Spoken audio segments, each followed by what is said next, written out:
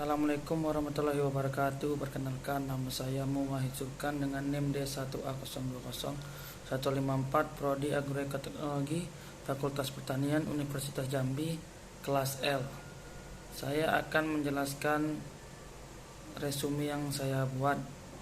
Temanya mengetuk pintu langit menebar damai di bumi dalam menjaga NKRI dalam rangka peringatan Isra Miraj Nabi Muhammad SAW 1442 Hijriah. Ayat-ayat yang sering dibahas saat Isra Miraj yaitu Isra Miraj ayat 1. Ayat 1 atau surah Al-Isra Miraj ini diapit oleh 3 surah dalam Al-Quran. Ini biasa disebut surah 3 serangkai. Sebelum surah Al-Isra kita diantar oleh sebuah surah yang disebut surah An-Nahl.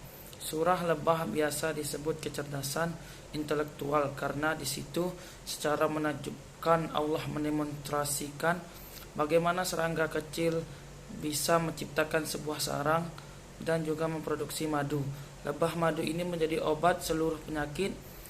Surah Al-Isra itu bisa dijelaskan oleh akal perjalanan horizontalnya Nabi dari Mekah ke Palestina, tetapi Mi'raj tidak bisa dijelaskan oleh akal, maka itu disebut dengan keyakinan. Dan setelah surah Al-Isra kita diantar lagi dengan sebuah surah yang biasa disebut kecerdasan spiritual, yaitu surah Al-Kahfi.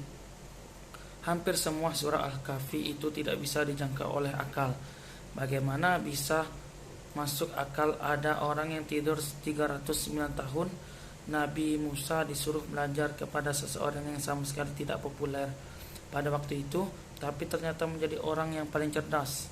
Nabi yang paling cerdas dalam Al-Quran adalah Nabi Musa. Jangan pernah memandang rendah orang yang tidak populer. Bisa jadi orang tidak populer itu tidak populer di bumi tetapi populer di langit. Allah tidak mengisyaratkan bahwa yang bisa Mi'raj bukan cuma Nabi Muhammad SAW. Siapapun hamba yang merasa hambanya taat terhadap Allah, maka dia punya potensi untuk Mi'raj. Itulah sebabnya mengapa disebutkan hamba yang bisa Mi'raj itu ialah hamba yang dekat dengan Tuhan. Yang berjarak dengan Tuhan tidak mungkin bisa Mi'raj.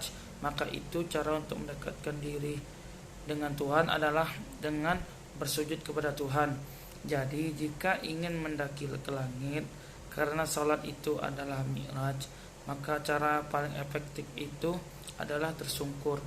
Menyungkurkan mahkota paling puncak dalam diri kita adalah kepala di hadapan kebesaran Allah Subhanahu wa taala.